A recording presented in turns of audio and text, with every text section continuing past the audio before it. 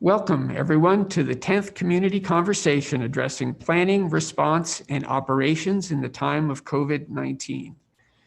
I'm Joe Helble. I'm the Provost of Dartmouth College, joining you today from Dartmouth's campus.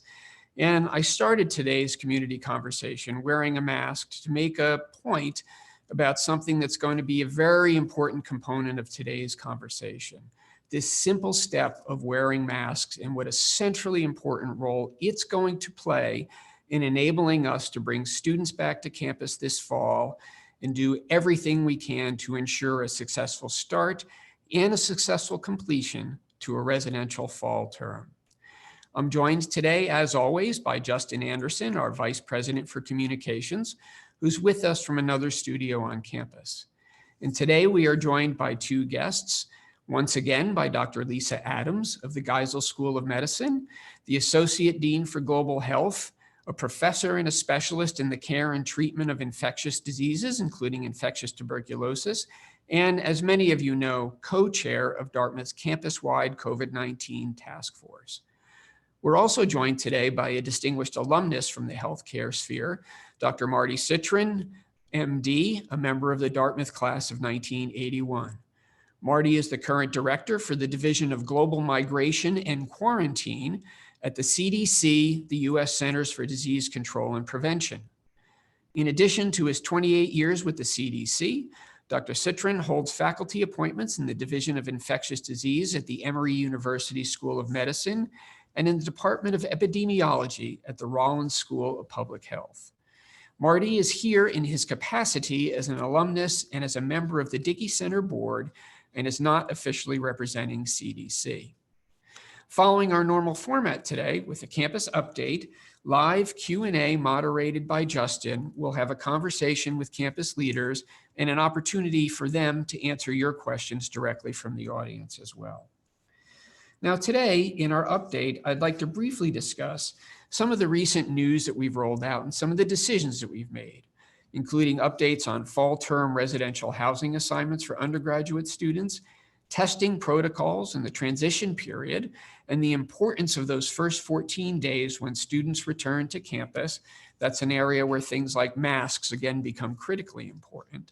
And we'll also speak a bit about the on-campus opportunities this fall as we anticipate them based on information that we have available today. So let me start immediately with the discussion of term assignments, which is something that has been very much on the minds of our undergraduate student community over the past few weeks. As our undergraduate students know, over the past several days, Dean Lively has sent out several important updates to the Dartmouth community regarding student term assignments. What I'd like to do is just briefly review those for the broader Dartmouth community listening today who may not be aware of some of the details of the plan, and then comment briefly on some of the questions that have arisen. Dean Lively herself will be joining us for the next community conversation on August 19th, and we'll use that time with her to speak in much more detail about some of the questions that we know are on your minds, particularly questions that we've been hearing from returning students and from parents. So please join us on August 19th for a more detailed discussion of those topics. Now, at a high level, over the course of spring term, as we considered our options for fall term and for the upcoming academic year, both President Hanlon and I, as I have said often, frequently noted our goal of supporting the maximum number of students that we could return to campus, guided first and foremost by the application of appropriate public health standards. And all along, decisions were informed by input and recommendation from federal guidance and state of New Hampshire guidance, by the progression of the pandemic itself, both locally and also across the country and the world, and the work of our task force and several working groups that we've described in these sessions before, looking at operational, health, and academic questions. And in fact, we've had many of the leaders of those efforts with us in prior community conversations. The plan we announced on June 29th, as you all know, was by intention an integrated full-year solution carrying us through summer term of 2021. It's a solution that gives all undergraduate students the chance to be here residentially for part of their education, but not all at the same time. As promised, first-year students will be treated as a cohort, and thus have the same residential terms with one another in the fall and the spring of this academic year. The 21s, 22s, and 23s were each given priority for one specific academic term, which means that students in those class years expressing a preference for that term will in fact be given priority over all other class years for the term. That plan gave us the ability to guarantee every student right now at least one specific residential term and gave every student the opportunity to express a preference for their second residential term.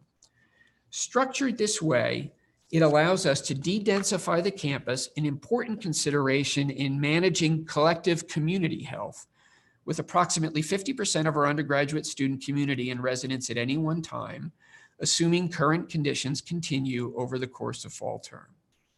So where are we today? As Dean Lively announced in her recent emails over the course of the past week, we received responses from the vast majority of our undergraduates, and in fact, 96% of them submitted the information we had requested, which is worthy of noting, both as a thank you to our students for being so responsive in submitting the information, and to our colleagues in Student Affairs and in the Office of Institutional Research for creating and managing a complicated process in an extraordinarily tight time frame. So where did that bring us? Where did we all land? For the fall term this year, all students in the classes of 22 and 24, in other words, all of the entering first year students and all of the juniors, plus all incoming transfer students who confirmed their interest in fall term were in fact approved to be here for in-person education this fall. All other continuing students from other classes who also listed fall as their first choice have been approved for fall term residential accommodation. All told, with this plan, we expect to have 2,300 undergraduate students on campus this fall, a number that de-densifies our residential communities in ways that help support social distancing and provide buffering capacity in the system if students need to be quarantined or isolated because of illness during the fall term. This residential and operating plan was designed with this buffering capacity intentionally as a way of increasing the probability that we can navigate the fall term successfully for all. But doing so, navigating the fall term successfully, means that we are asking for the engagement and support of all members of our residential community. And that means students, faculty, and staff alike, to enable us to launch and navigate the term successfully and to completion, and to launch the fall term as a community that truly looks out for one another. That means we're going to be asking our community to join us in taking actions that depart from our normal way of operating in a normal year. For example, that means we're going to stagger arrival times over a 6-day period the week before classes begin. Students will receive information on assigned arrival time, along with housing assignments and important health and facilities information the week of August 16th.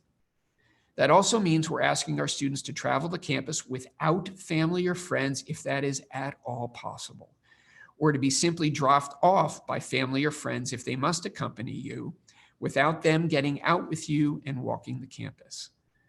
I know, and we all know, that this is a particularly difficult request to make of our new students whose families may be visiting the Upper Valley for the first time.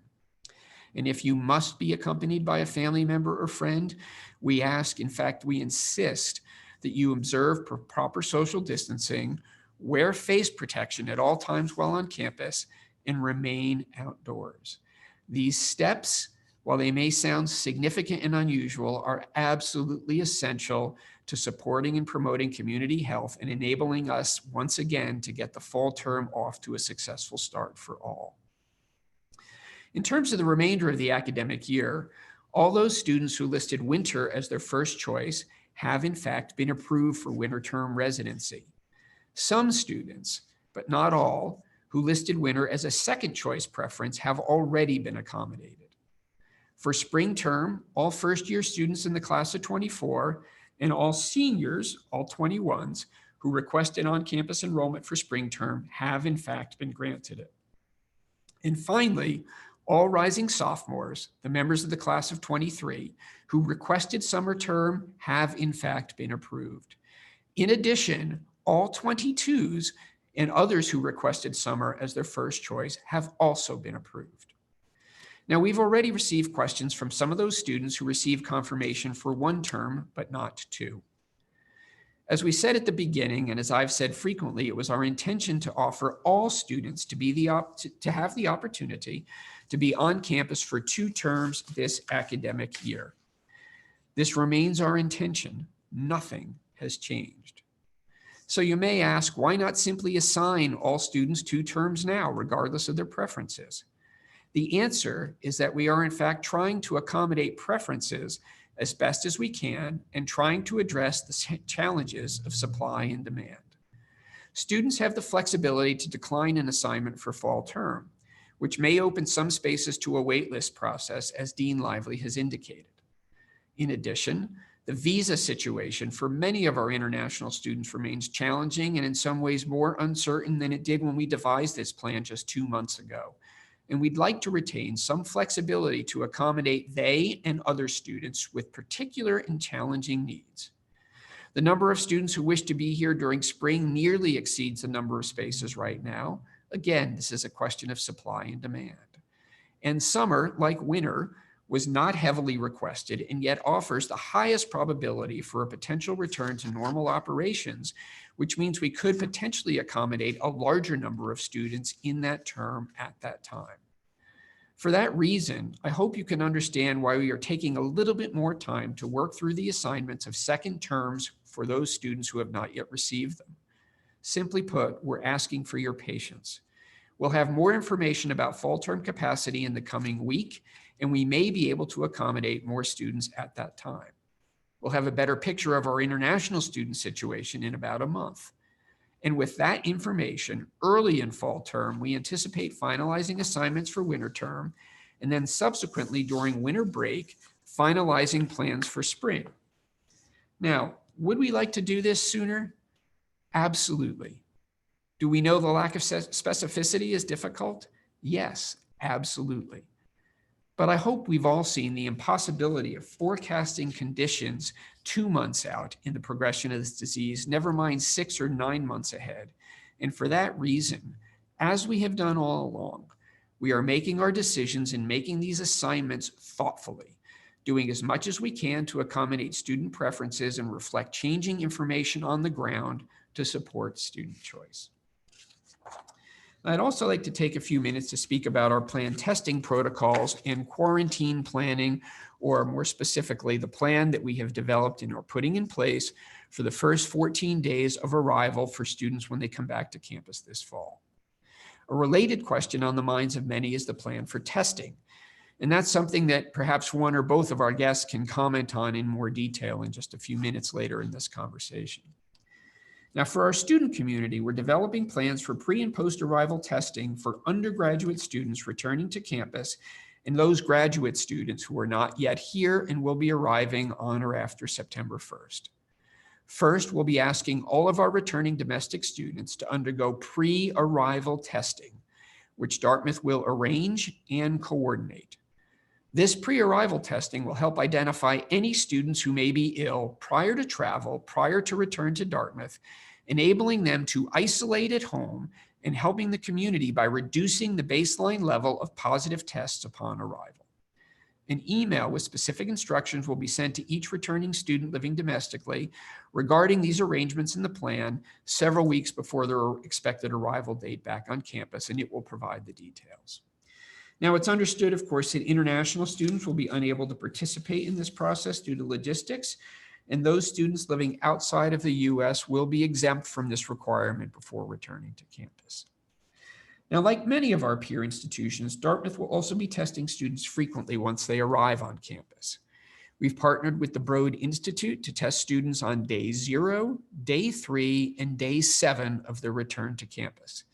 Test samples will be collected at Dick's house in a coordinated fashion, and more information on the specific plan, approach, and expectations will be forthcoming for those students enrolled in fall term later in the month of August. Once students arrive on campus, They'll begin what I am calling the initial 14-day period, which is effectively a type of self-quarantine. During this time, particularly during the first 48 hours, we will be asking our students to remain self-quarantined in their rooms. If they receive a negative first test, they will then be permitted to go pick food up at DDS during specified times and spend some time outside alone on the Hanover campus. After students receive a subsequent negative test on their third day on campus, they will have more flexibility and freedom and be able to participate in some organized group outdoor activities. Those activities will expand dramatically after a third consecutive negative test on day 7.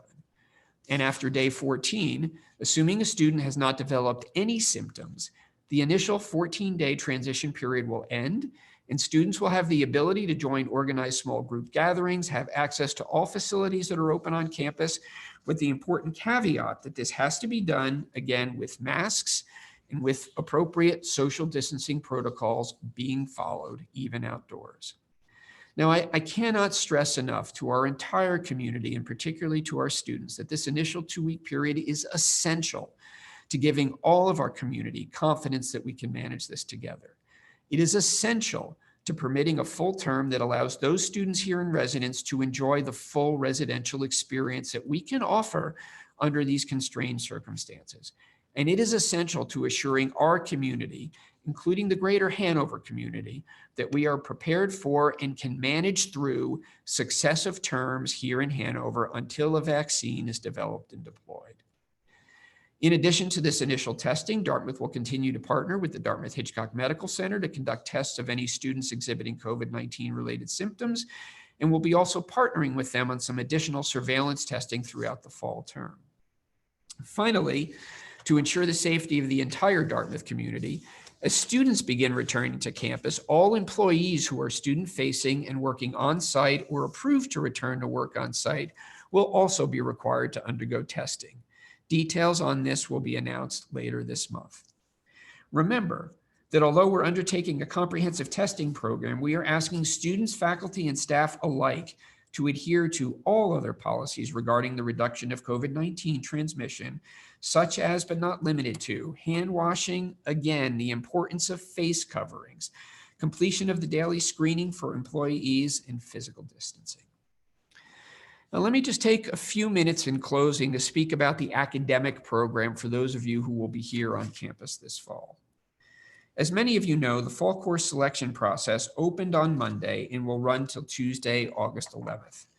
Dartmouth will be offering a range of courses that span from the sciences to the social sciences to the humanities, both in person and with many courses, more courses being hybrid and having in-person options for those students who will be present on campus. But as we have stated previously, the majority of courses this fall term, this first term in hybrid operation, will in fact be offered via remote learning, whether students are physically present here in Hanover or learning by distance from another geographic location. In total, Dartmouth is offering 828 course selections this coming term, and of those, counting independent study courses, if all were to have an in-person component, the caveat being that we know students who are not on campus will also register for independent study, the number in the catalog with on-campus elements is 139, a little under 20%.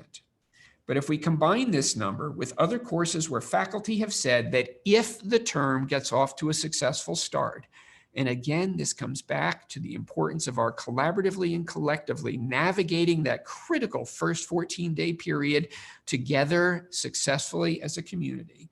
Faculty have said they anticipate offering things like office hours or outdoors or in large rooms, or meeting on the green in small groups, or gathering small groups for a discussion over a cup of coffee. Adding those in, approximately 30% of our courses may have some in-person component. And while I cannot promise, knowing our faculty, I do believe that their commitment to our students is such that if we move through September successfully, and if our community truly adheres to the protocols we put in place to protect community health, the opportunities for our faculty to engage in person with students who are here will only grow. There is so much more on this than I can say. Over the course of the past month, I've engaged with the directors of our interdisciplinary centers and institutes and asked them for their plans to engage students outside the classroom in both remote intellectual and educational experiences and in in-person educational experiences. And the responses that I have gotten from the center and institute directors is spectacular. In the interest of time, I can only mention a few, and I hope I'll be able to come back to this in a more full way in 2 weeks when we meet again.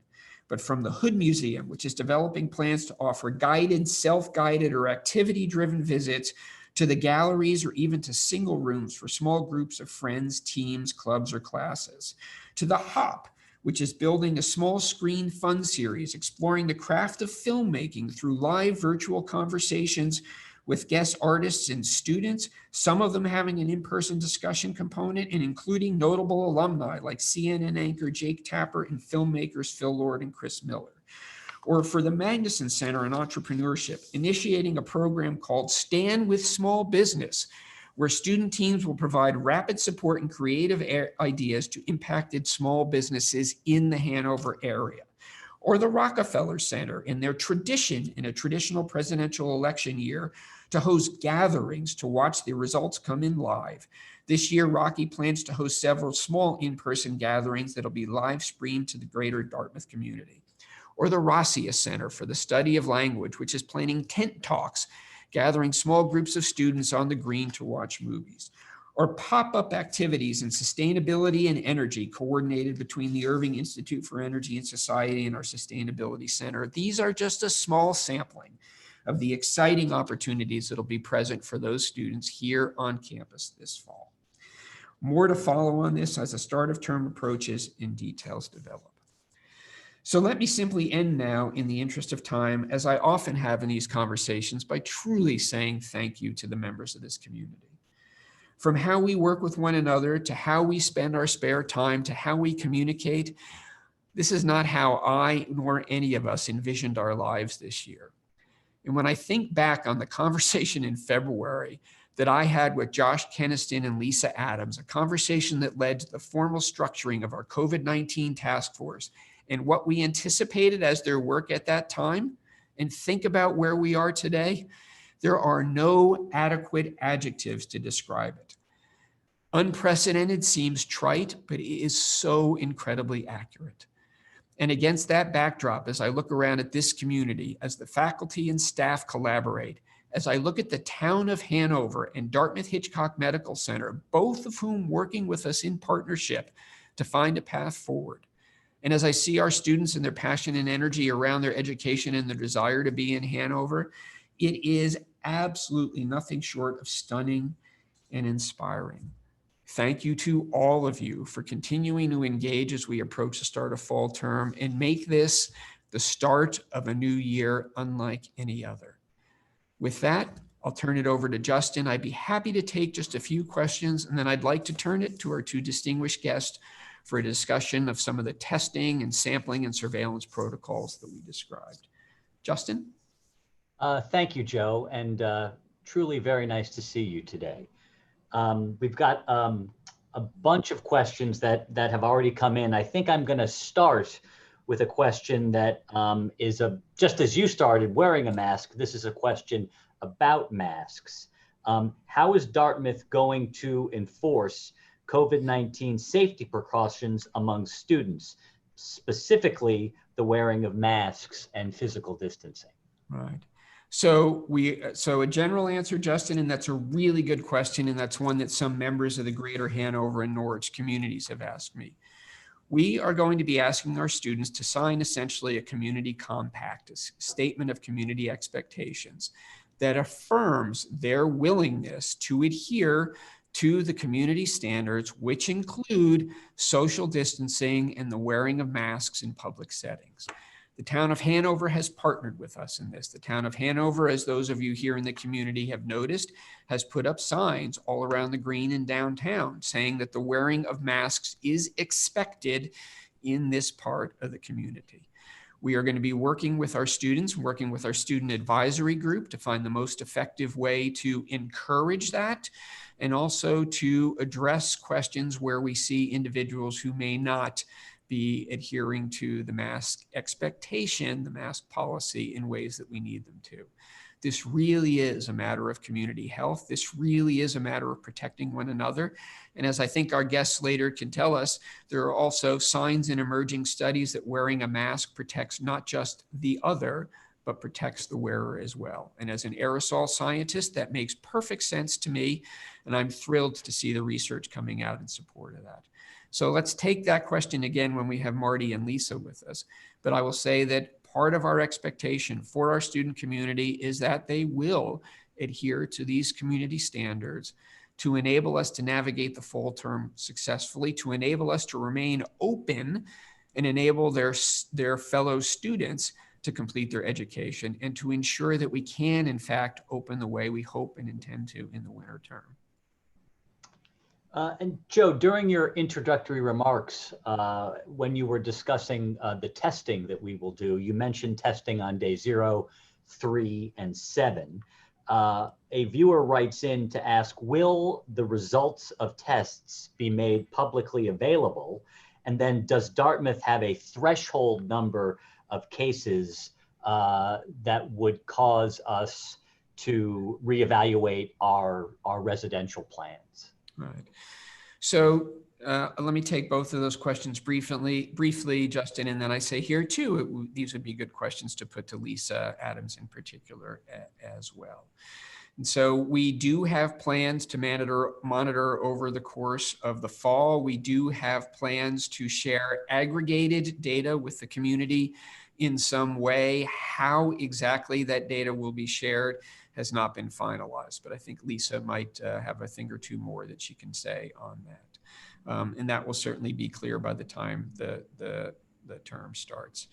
In terms of a threshold, we do not have a strict numerical threshold because it depends upon so many things, Justin. It depends upon what's happening in the broader community around us. It depends upon what's happening nationally. It depends upon whether we have the capacity to treat all the students who need to be treated in Dick's House or in Dartmouth Hitchcock Medical Center at the time that we are seeing infection. It depends upon whether we have adequate space for quarantine and we can act quickly to isolate the number of cases and presumed immediate contacts. And so there is not a number per se, but we will be monitoring and modeling throughout the course of the fall term, recognizing that there may come a point where if things are pointing in a certain direction, we may need to make a decision to cease operations residentially and send students home. This is the scenario that no college or university wants to encounter. And here I will say, particularly to those who asked why we weren't more aggressive in developing an opening plan for the fall and bringing more students back, we very intentionally made a plan to de-densify the campus and keep our student residential population at 50% to maximize the chances that we could navigate the fall term successfully and handle some cases, some incidents of disease on campus without needing to shut down. Joe, this is something that I know we've talked about before. It's a good question, so I'm gonna put it to you today. If the vast majority of students will be learning remotely in the fall, even those on campus, what are the advantages of having students in residence, and how do those outweigh the high risk of introducing the virus to a vulnerable Upper Valley community that has thus far been quite successful or lucky at avoiding outbreaks? So luck is always involved, Justin, but I also firmly believe that we have been successful. When you look at the steps that Dartmouth Hitchcock has taken, when you look at the education that's happened here in the community locally, when you look at the steps that the governors of New Hampshire and Vermont have taken, when you look at the strong encouragement from the beginning to wear masks, socially distant, restrictions on travel that were put in place by the governors of both states, and the idea that certain businesses would be shut down, including many dining establishments and bars beyond the point where they were shut down in other communities. All of those things help tremendously in stemming the increase of the disease. And if you look at per capita rates in the country, we, along with Maine, other parts of northern New England, are among the lowest incidence regions for disease on a per capita basis in the country. And so we are asking our students to recognize this as they move back. We are asking them to be parts of this broader Upper Valley community. We are asking them, and in fact, expecting them, and have protocols in place to take them to task if they do not adhere to the community expectations that we put in place.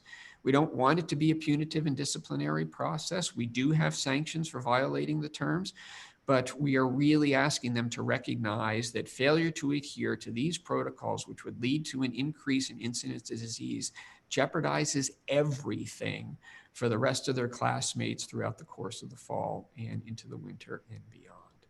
And so we are being as careful and as thoughtful as we can. Again, operating with a lower student residential population on campus is something that we think that gives us more confidence in being able to navigate successfully. But this has really got to be a collaborative community effort if we're going to be able to succeed.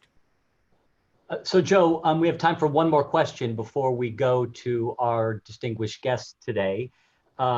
This question is sort of related to where you just ended that last question, and it's about what a couple of different viewers have written in to say is the expectation that there's going to be many more undergraduate students living off campus this year. And there's a number of questions about how we will be testing and monitoring the behavior that we are expecting for our on-campus students, how that's going to translate to what's expected to be a larger number of students living off campus this fall. Yeah, so our plans, Justin, and this would be a very good question to discuss in detail when Catherine Lively's with us in 2 weeks, but at a high level, our plan for students on campus this fall anticipates a certain number of students who will be living in off-campus housing. And so I want to distinguish between those who are authorized for a residential term and those who will be living in residential housing. To be here this fall and participate in residential education on campus and to use the campus facilities, students have to be approved for residential education this fall. They are not required to live in on-campus housing, but if they live in off-campus housing, they are expected to undergo the same testing protocols and follow all the same standards of those students who have chosen to live in residential housing. And so the community expectations are the same. You need to be approved for a residential term, whether or not you are living physically on campus to be able to participate in residential education. And again, it is a direct request to the student community to work with us. It is more important now than ever. So one of the things that Catherine Lively, Dean Lively, has been working with the student advisory board that she's set up, how can we most effectively communicate that information and importance to and collaborate with students and student leaders to make this successful. So it is in our hands. I am so confident that the Dartmouth community has the will, the desire, the maturity, and the intellect to make this happen, but we have to make it a priority if we're going to be successful. So thanks for that question, and more, certainly more to continue on that point, particularly when Catherine's with us in 2 weeks. So thank you all for those questions. And what I'd like to do, as Justin indicated, is now bring our two guests into the conversation to join us. Dr. Marty Citroen, a member of the Dartmouth class of 1981, member of the Dickey Center Board of Advisors for many years, and an expert in global infectious disease here in his capacity as an alumnus. And Dr. Lisa Adams, who's joined us a few times before, co-chair of our COVID-19 task force and also an infectious disease specialist. So Marty, Lisa, good to see you on screen, and thanks so much for joining us. So Marty, if you don't mind, I'd like to start with you, and it's a big picture question that I think certainly would be of interest to me and many of our viewers. We think back to mid-March when states were just starting to impose work-at-home restrictions and colleges and universities like Dartmouth were beginning to make decisions to send students home. I looked at the numbers, and I know the numbers well, and the total number of confirmed cases in the US was roughly 10,000 at that time. And that really seems like the innocent days of the past in comparison. Here we are not 5 months later, and we've pushed past 4.75 million cases in the United States. What have we learned about containing this outbreak? What do we know now that we didn't know at the start of the year? And how can we utilize that to plan accordingly and appropriately for what lies ahead?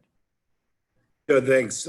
First, thanks for having me, but thanks for giving me an opportunity to weigh in on such a critical question.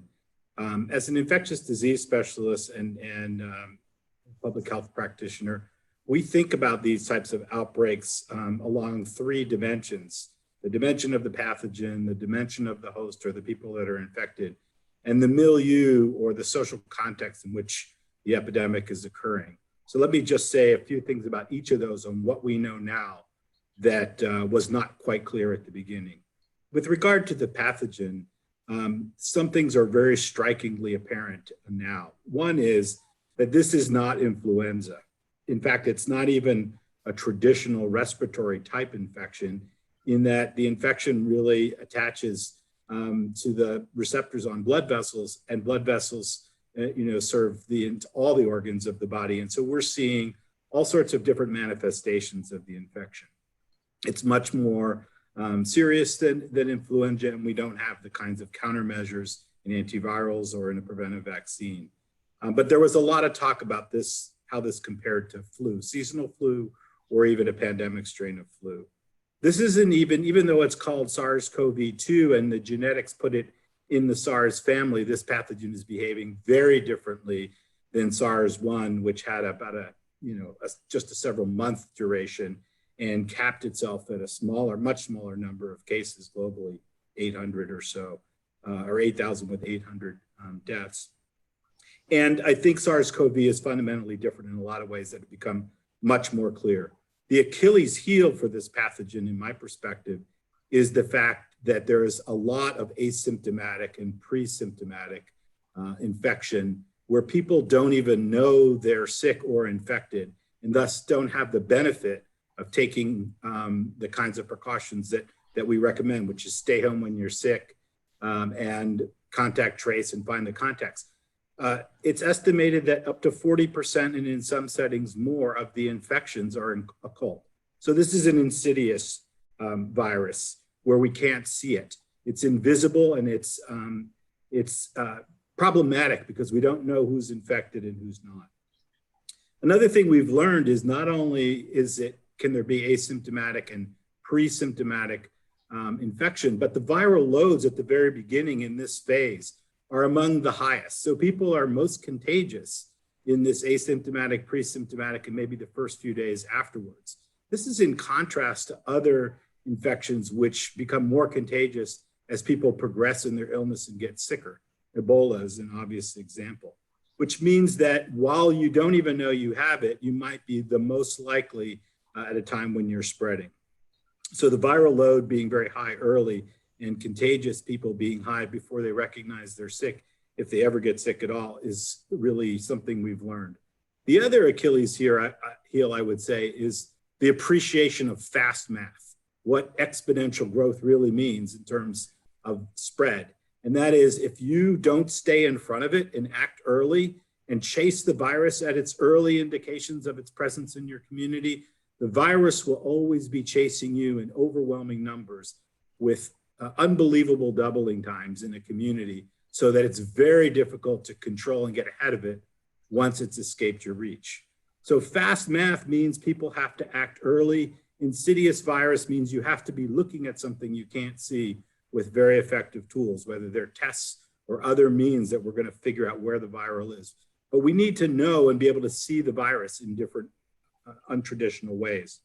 In terms of the host, we have two different challenges. We have the vulnerability to infection and then the vulnerability to bad outcomes, severe disease. And we have learned a lot more about who's most at risk for severe disease, whether it's by age or underlying health.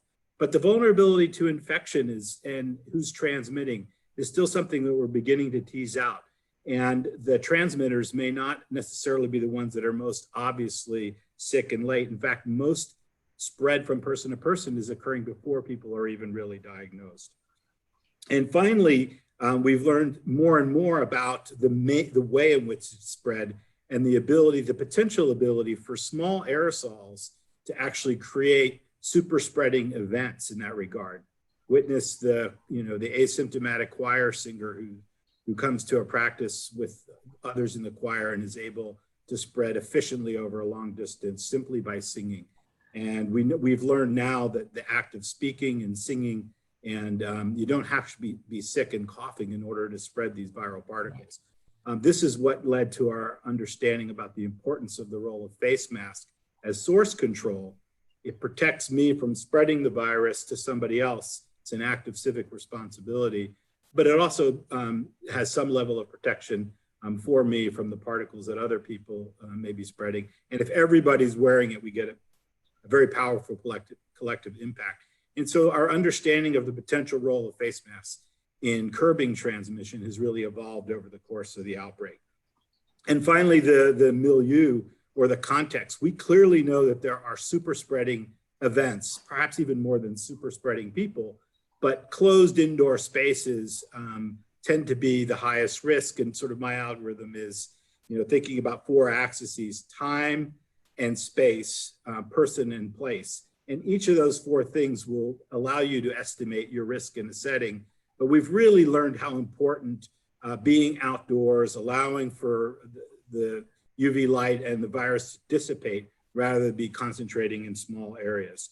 So those are some of the things that we've seen now. And we've learned these lessons repeatedly, not just across the United States, but also across the globe as we've watched how quickly this virus can spread and really be both insidious, fast math, and have high consequence for multiple different, severe morbidity and mortality, even outside of the respiratory tract, strokes and clotting disorders and kidney problems, et cetera. So we've learned a lot, and we've been humbled quite a bit. Even though it was a virus which genetically looked like something we've seen before, it's behaved in a very different way.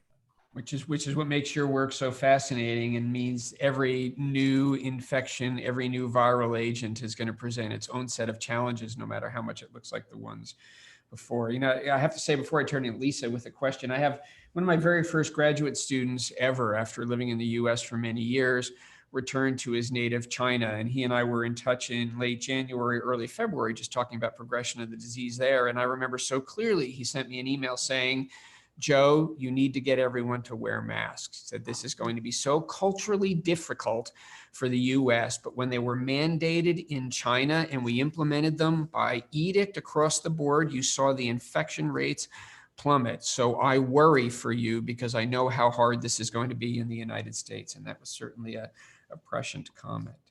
So Lisa, let me turn to you now and build on what Marty just said. Marty gave us a good sense of the big picture and how the disease is progressing and the challenges are associated with it.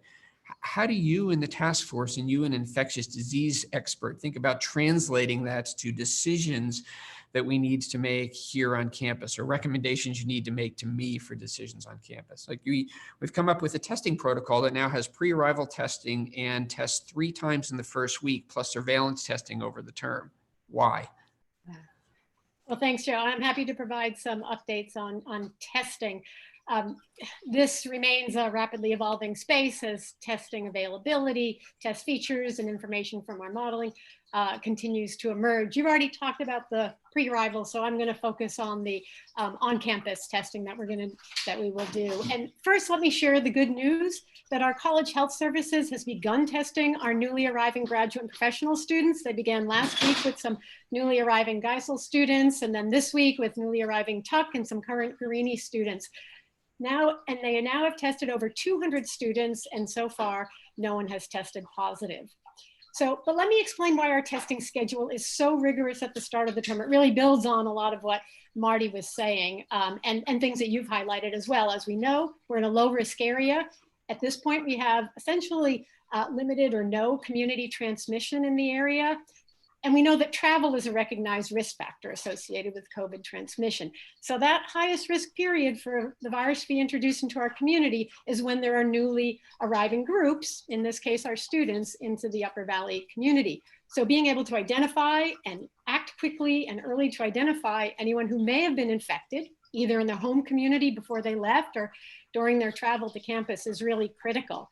And it's based on the 2 factors that Marty just pointed out, that people are most infectious early in their infection, those initial days after they become infected, and that real Achilles heel, that insidious feature of the virus, meaning that there's asymptomatic and pre-symptomatic transmission, and that high rate, up to 40% of disease being asymptomatic. So our rationale for day 0, 3 in testing is based on the fact that those first couple of weeks are so critical. So day 0 testing will allow us to capture anyone who may have been incubating the virus before they left their home destination and they come to campus.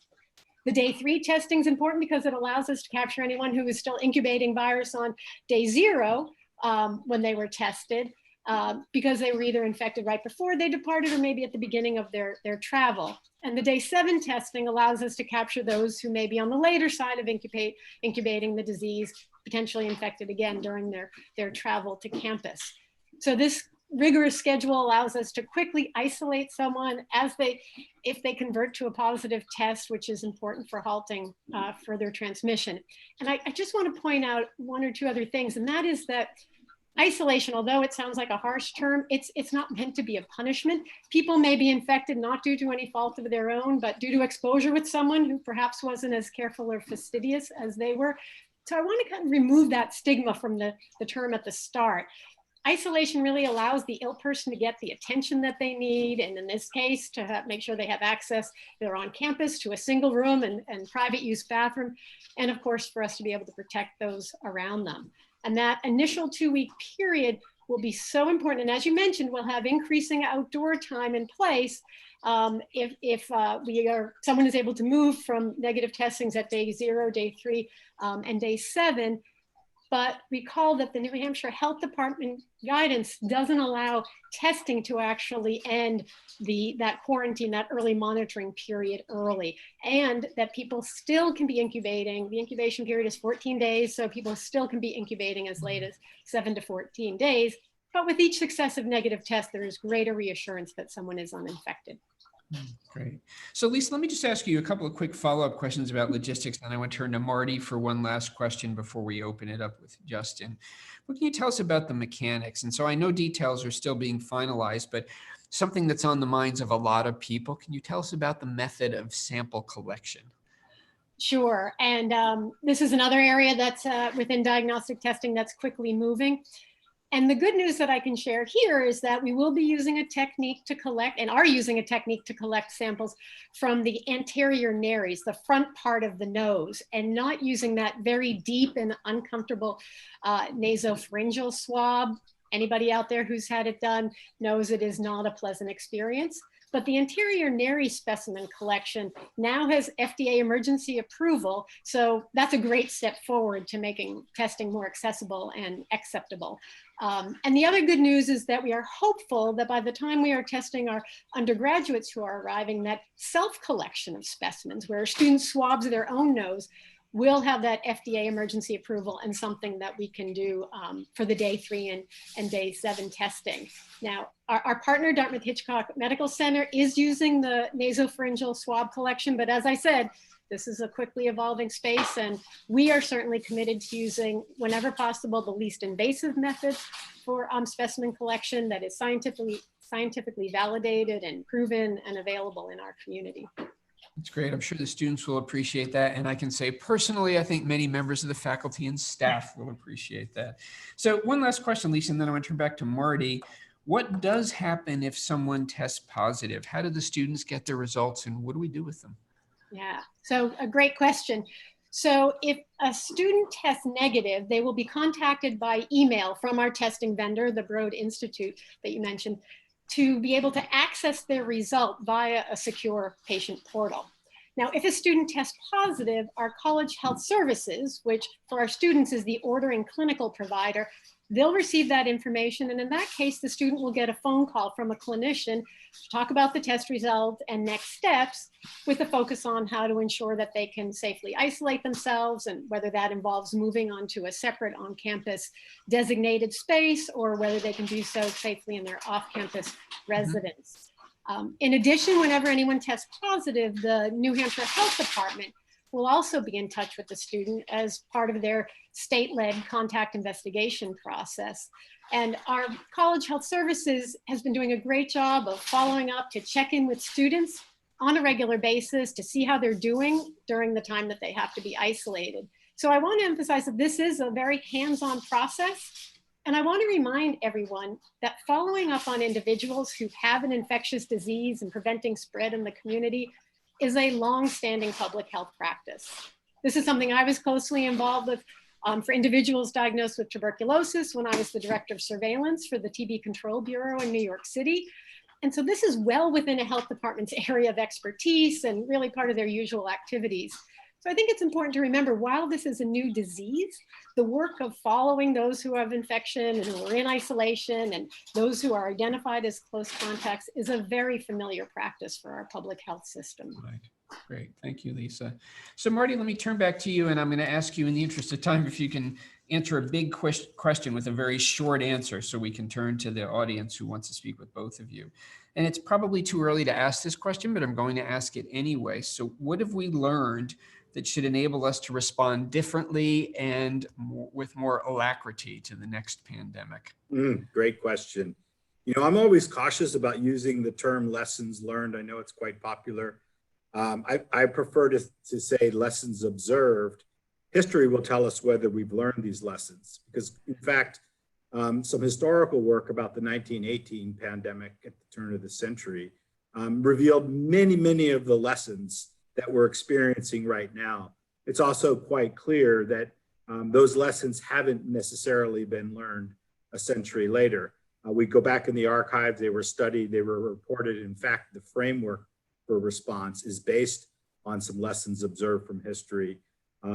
Learned, I think we have to wait for the test of time. But I will say some that are quite clear. One is that we need to have tremendous amount of humility and respect for the power of Mother Nature in evolving pathogens. These pathogens emerge, and as soon as we genetically identify them and characterize them, we put them in a box and we think we understand them. But remember, this virus has probably only been on the planet in humans, certainly less than a year to our knowledge. And it doesn't behave like we might expect. And in combination with the tremendous power of denial, in terms of looking for the more favorable explanation of events, which is quite common, we have to work very hard to keep our denial blinders off and keep our minds open to the uncertainty. We need to be much more flexible and recognize that there's a lot of uncertainty and that there's a lot to learn. And imprecision and uncertainty does not necessarily mean the counterfactual is true.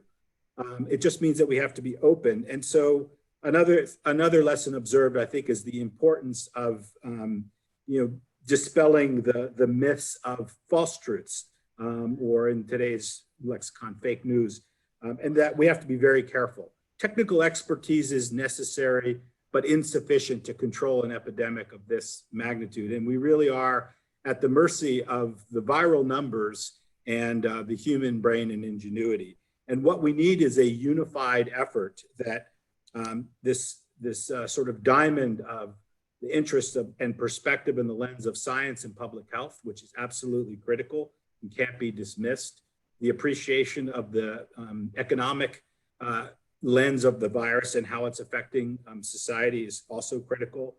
The importance of political leadership and the absolute importance of regular community engagement to test understanding. And all of this successful control of a virus like this, a global pandemic, requires a full bank account of trust in all of these institutions in all these ways, right, and an alignment of messaging.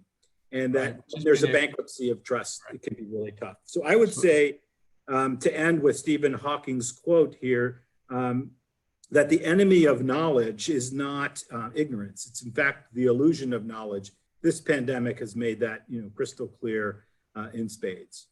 All right, thank you, Marty. It's a thoughtful observation. And one of the things I would add is I've watched this and how we've developed as a country over the past 6 months. Clear, consistent, and coordinated communication is something that we can argue we have opportunity to do better the next time around. And it's absolutely essential in managing this and getting everyone on the same page and trusting one another, as you pointed out, and trusting the scientific information.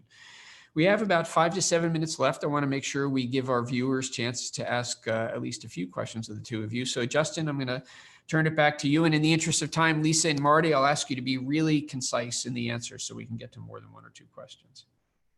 Thanks, Joe. And I'd like to start with you, Marty. Questioner asks, it's actually based on an observation, with outbreaks raging across the country right now and what seems like increasingly long wait time for test results. How does Dartmouth not risk bringing the infection into the Upper Valley as students return? Now, that's obviously a Dartmouth-specific question, but I suspect that's the same question that colleges and universities across the country are asking right now. Yeah, the Dartmouth strategy is very well thought out. It includes all 3 really critical pillars: prevention, detection, and response. I think that prevention in the 3 W's that we mentioned, wear a mask, watch your distance, and wash your hands, that's going to go a long way. Detection, having a vigorous surveillance and testing program so that you can know where the virus is at the moment it emerges on campus. We are starting at a very, very low point in the Upper Valley, and in fact, in New England in general, probably some of the best places to be right now in the country in that regard. And having a response plan that is thoughtful, not only to take the early surveillance, but to have a very effective means for isolating those cases, contact tracing quickly, having a place to conduct that and snuff it out. The strategy involves pre-arrival activities, day of arrival activities, essentially to create a safe bubble, and then throughout the semester, this type of vigilance in understanding what's going on and having a number of contingency plans. I think it's a really good strategy. The questioner is right to say there's a lot of virus all over the country right now, but these are exactly the kind of tools that would be needed to try to give this a good chance of success. Ultimately, will totally depend on the civic responsibility and the cohesiveness of a community to recognize is that what we do as individuals is absolutely a central component to protecting the beautiful space and this sort of bubble of low virus transmission on campus and in the Upper Valley. Lisa, we've talked a lot today about testing, particularly on days 0, 3, and 7. Questioners are asking, number one, what happens if there is not just 1 or 2 or 3 positive tests during that period, but if there's actually an outbreak? How is Dartmouth going to respond to that? And then another question about testing. We've talked a lot about 0, 3, and 7, but what comes next? What about after the initial 14 days? What's the testing plan into the term? Sure. All great questions. So we will certainly follow our sort of outbreak response plan if we were to have more cases than just a few that we could sort of easily handle. We have reserved enough isolation and quarantine space. I think you've heard over around 400 rooms. So we feel like we have that capacity to be able to move people into safe isolation and quarantine spaces. We'd be working quite closely with our medical partner, Dartmouth Hitchcock Medical Center, but it's something that we are really going to be tracking early on and frequently with daily symptomatic checking, recognizing that that's not going to capture everyone, of course, but also with some routine infection surveillance testing. That sort of leads into that. But I will say just around the outbreak response, we will have sort of thresholds and criteria triggers that would cause us to take different actions if necessary. And I can say more about that at a later date. But just to get to the sort of the infection surveillance testing, we are planning to have ongoing testing for a representative sample of students. And I didn't mention, but for also our employees, the student-facing employees will also be included in our testing protocol. And so it will be at a frequency of about testing everybody once a month. So that we will have some also wastewater management assessments that we will be doing. So we have a couple different ways in which we think we can have some early triggers, early warning signs for capturing any introduction of virus into our community. Marty, we have time for just one more question, unfortunately. And this one is about, it's about a vaccine or vaccines. And a questioner points out that there seems to be a wide discrepancy among experts about how long it's going to be before there is or may be a vaccine. Some experts say, 3-4 years. Actually, earlier this week, Dr. Fauci participated in a webcast with DH doctors and others, and he said he was cautiously optimistic that there could be a vaccine by the end of this year or the beginning of next year. So why the discrepancy? Why some think 3 or 4 years, others think really a matter of months? Great question. I would say, as Joe opened in the beginning, things are unprecedented here. Normally it can take years, and sometimes the challenge of a safe, effective vaccine can take a decade. And for some diseases, it's still elusive. So historically, there's a wide range of experience. We have an unprecedented threat, and it's being met with an unprecedented global effort at moving and advancing vaccine science quickly. Operation Warp Speed, you might have heard. Investments are being made in multiple companies to move things along, not a wait for the winner to then begin to scale up. But I do want to remind people that some of the confusion may come in as to when is there a vaccine versus when do we get to control the epidemic with vaccination. Vaccines in themselves don't save the lives or prevent infections unless a vaccination program is happening and we achieve high coverage rates to reach that herd immunity goal where the transmission pressure goes down. So it's not only when the vaccine arrives and to be assured that it's safe and effective, but it's also the vaccination program itself. We're talking about needing to have very, very high coverage rates, upwards of 60% uptake in order to achieve that level of vaccine-induced immunity. That also is part of this challenge of controlling a pandemic with the vaccination program.